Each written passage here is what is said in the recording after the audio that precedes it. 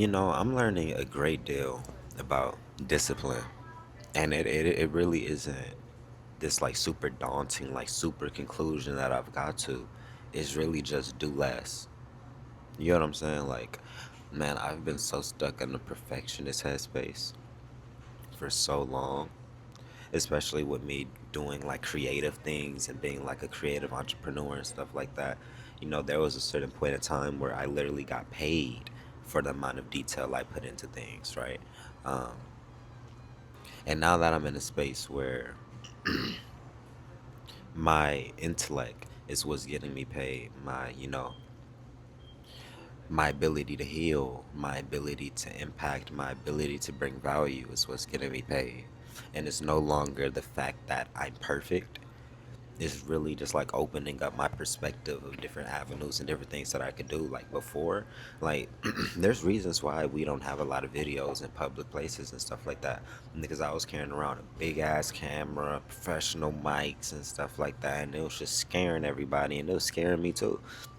Cause I'm like, damn, I'm just in public recording. Oh wait, I want to make it a little bit straighter. I'm sorry. There we go. But yeah, I'm just like, man, I'm in public recording, and I feel like super duper awkward about it because everybody's staring at me and shit like that. But it was literally because I was doing the most. You get what I'm saying? Like trying to walk outside with lights and all this.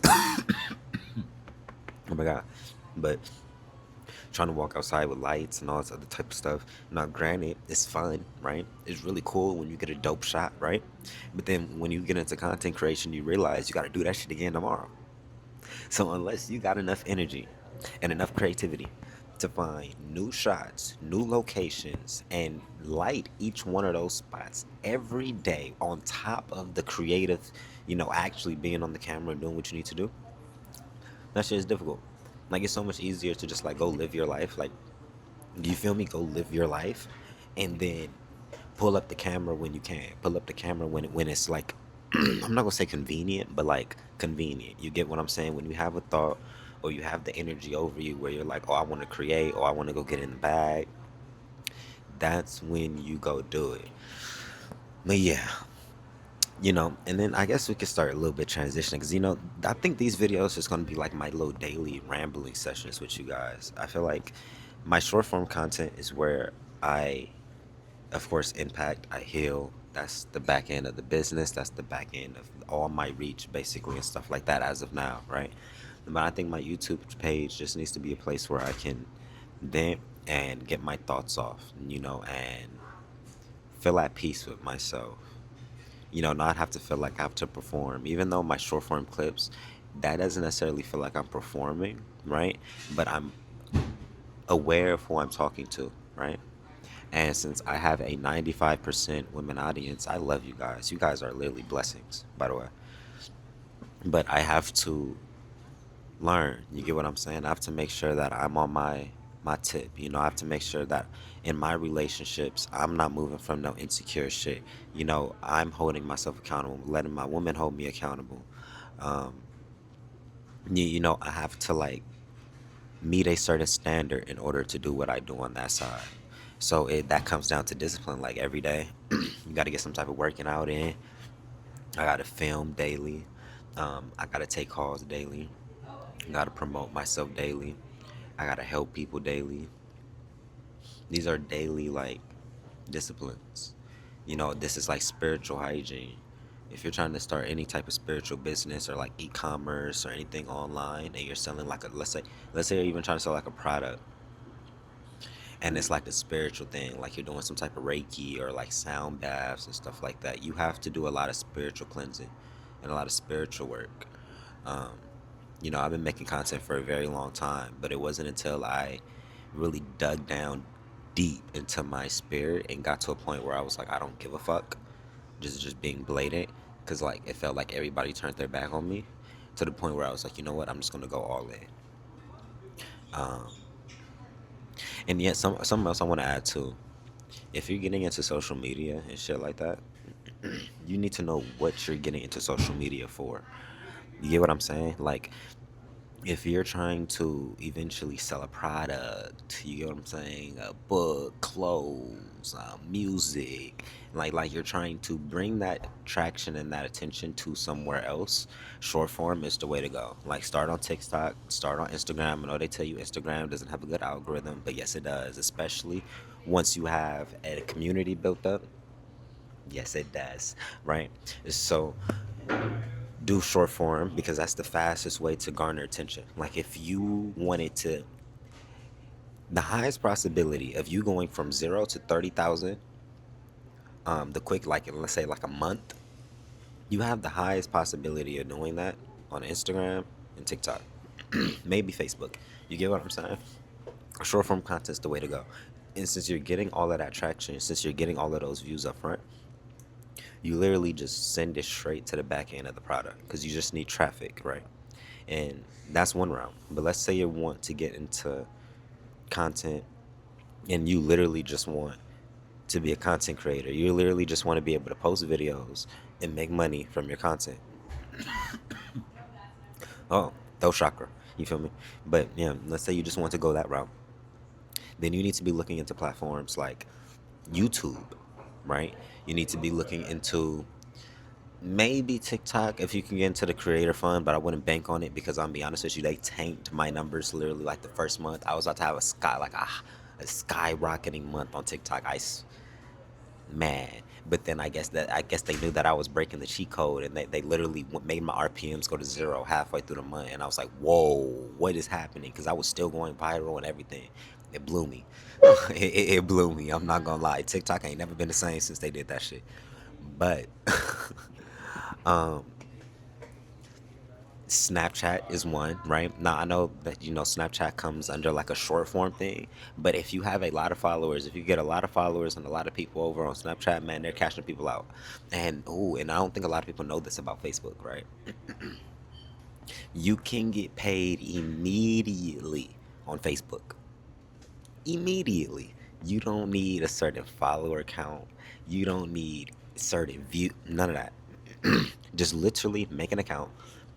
I think it's not like you need like a Facebook page. Like it's gonna tell you how to make like a set up an actual page and all that other type of stuff on Facebook. And once you start posting on the page, there's people looking at me through the glass shit like that. But once you start posting on it on Facebook, you're gonna notice that you don't need a follower requirement, right? So you can start posting and get paid immediately. The only thing is you get paid after the video reaches 1,000 views. That's it. You literally have to just post content that reaches over 1,000 views, and you will see money on Facebook. I know Facebook. You get what I'm saying? It's crazy, but that's what I mean. You just have to know the avenues and know that some of these take a little bit more time. Like it's probably gonna take you a little bit of time to build up a Snapchat audience from scratch, and nobody knows you. It's probably gonna take a little second. Feel me? YouTube, right? YouTube has a pretty good like you technically you can break YouTube pretty quickly with the right video, with the right thing, whatever the case may be. You never really know, right? But even YouTube takes some grit, nigga, because you could be posting on this mug for ages and not blow. But then there's certain people who be like, I got the cheat codes, I got the man. You see, I think there's a difference, right? If you just want to blow up and you literally just want to make content and just blow up, then yes, go do reactions and all that little goofy shit. You get what I'm saying? But if you're trying to build a personal brand, yes, it's gonna take you a little bit of time. Like let's say you're trying to get on there and you're trying to be known for a certain thing, be known in a certain arena, etc., etc., etc. It's gonna take you. It's gonna take you some grind. It's gonna take you some repetition to build that type of shit up. And you just gotta accept that. You can't run from it. That's why I kind of started this video off talking about discipline. I'm like, you can't run from these type of things. Like this is a cool journey. This is a dope journey to be on, but it requires so much discipline and self awareness because you don't have a normal like boss above you telling you like, hey, do this at this time, and this is exactly how you do it. All you gotta do is do it. Nope. It's nobody's telling me when I gotta go. Nobody's telling me when I gotta stop. Nobody's telling me what to do. Nobody's telling me if I'm doing it wrong. Nobody's telling me if I'm doing it right. Now, granted, you can go get a mentor and all this other type of shit, but I feel like that's probably something that I'll do in my later stages if I wanted to get like to insane levels. You get what I'm I think the mentorship and the coaching side of things too, because I think that's probably something I could touch on too. There is people who's investing in mentorship and coaching and stuff like that from ground zero, right? I don't think mentorship and coaching and shit like that should start coming until you've already put your foot in the door with what you're trying to do and you know your area. You feel me? Like you know your space and you've figured out somewhat of a system to get yourself where you're at. And then you use that mentor scale. I'm not a big fan of using mentors to bootstrap things from the ground up because what you come to realize is if you don't have the passion or if you don't have the grit for that field, you just wasted all your money on the mentor. Like I'm a firm believer. Try it first. Try seeing if you can figure it out. Because some of these things, a lot of these things, you kind of don't even need a mentor. You ask your AI, talk to it good enough. Say the right thing. It's gonna tell you exactly what you need. You get what I'm saying? But it's 777 on a license plate passing. You get what I'm saying? But that's what I mean. If you at the beginning stages, you just need to get your feet wet. Like you don't need a mentor to tell you to pick up your phone and post content. You don't need a mentor to tell you to get out your head and stop being so self-aware about how you look and how you sound and all this other type of shit. You don't need mentors for all that type of shit. That's the subconscious switch that happens within you. And then once you can get in the flow of where it's like, okay, well, I'm already posting 3, 4, 5 videos a day. I'm already actively using social media. I'm not afraid to be on the thing. I'm not afraid to be on the camera. I'm always, looking for an opportunity to film, but I'm just not sure how to get to the next step. That's when you get the mentor. Then I believe it's gonna come soon.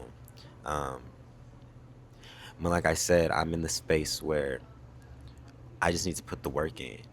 You get what I'm saying? Like I have a whole YouTube page that I've kind of been neglecting a little bit. Um, YouTube, not YouTube, but short form content. Nah, my God, why do I keep saying YouTube? My Instagram and my TikTok, they're going up or whatever. No, they're not going up, but they're the back end of the business and stuff like that. Um, but I I don't know. There's been some subconscious blockages I've been working through too. Like posting more. I had this thought that if I post more, I would tire out my audience and they will grow not to like me and shit like that. And then it means I just fucked my shit over from doing too much, right? But then I had to switch my perspective. I was like, wait, but if I do more of what's already working, by nature, I will get better at it, which means what's already working will become even better to the point where it starts reaching a level of excellence. And if what I'm already doing is operating from a level of excellence, then man, my life is literally completely different at that point. By not even trying to add anything else in, but just simply getting better at what I'm already doing. I think I just come from an environment of people who really just put their best foot forward, and they didn't need people to tell them. Like, what's that saying? Self motivated. We didn't need my family, the people that I was around and stuff like that. We didn't need people to tell us to get up. We just got up, you know. And in the process of getting up, I think that teaches you a lot. That teaches you a lot. That there's this saying, there's no greater like lesson than experience or some shit like that. Damn, I'm fucking get all the way up. But experience is the best teacher. There's like you can have a mentor, you can have all this other type of shit, but when you're actually in it and you're like, okay, you're actively problem solving and seeing it through, the lessons you learn from that is out of this world. Let me take a sip of my, hold on, let me show y'all, man, my ice oat chai. Stop playing with your boy. Yeah, I like how this iPhone stayed in focus though. I'm not gonna lie, it's the iPhone 17.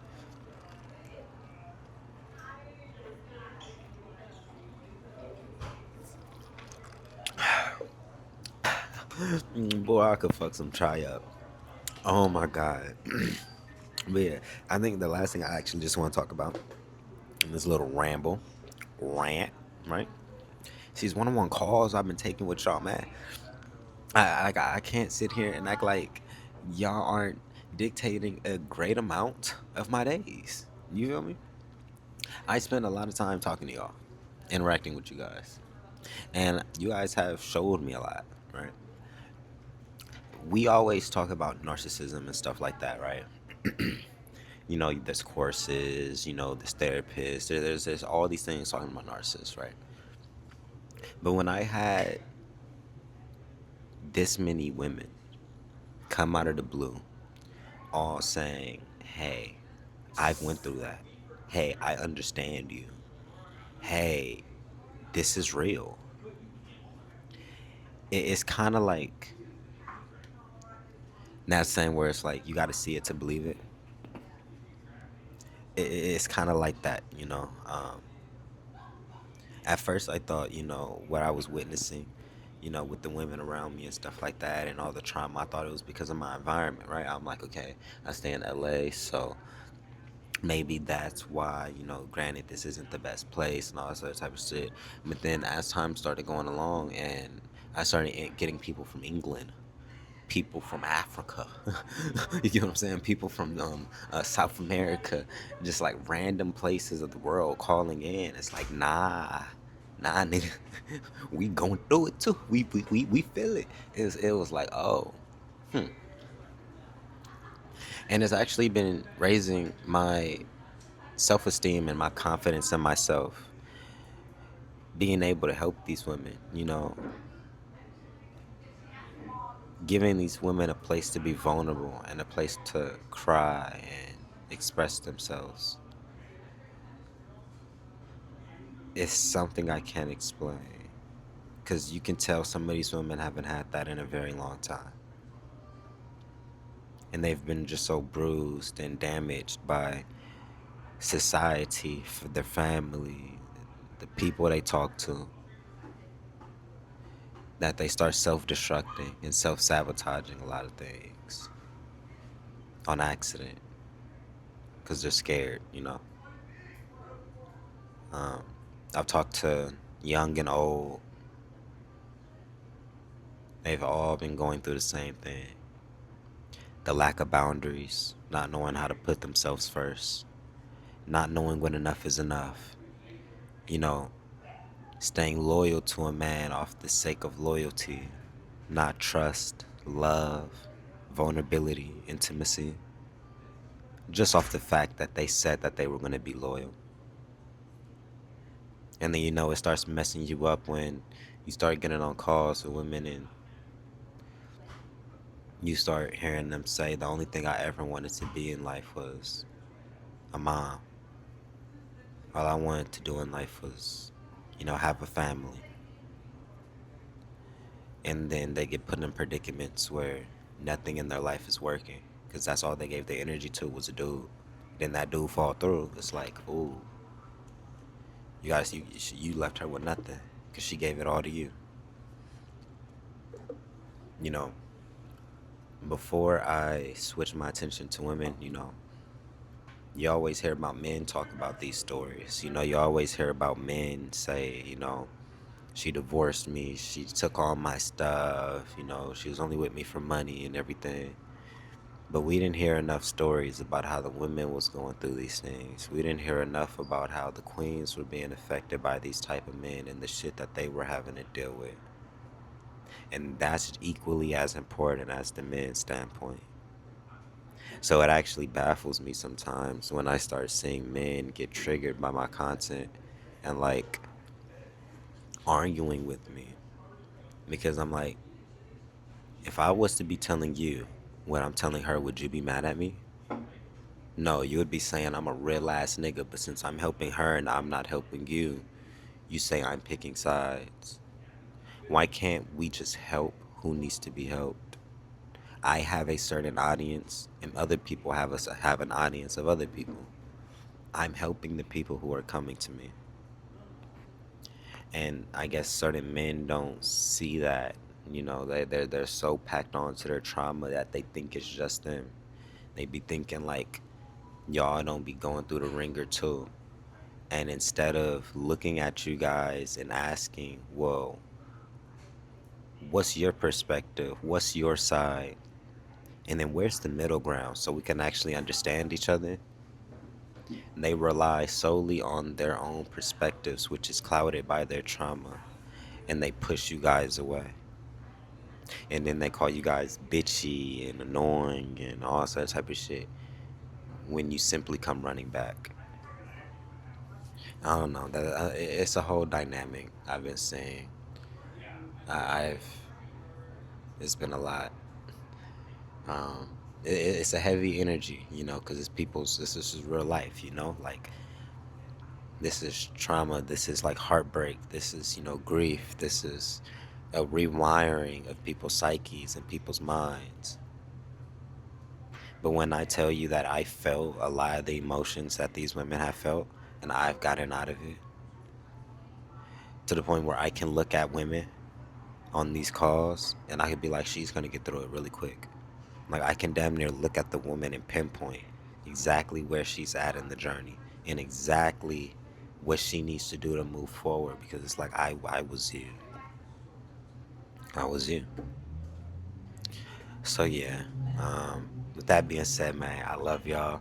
If y'all want to book a one-on-one call for yourselves too, with me, go down to the description. Go click the link down there. It'll take you straight to my stand story. You can also get the books, anything else you guys like.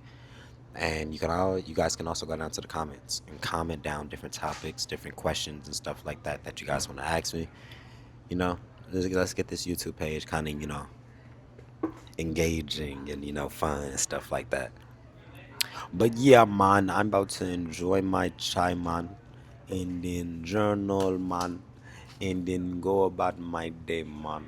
I'm gonna see you later, man.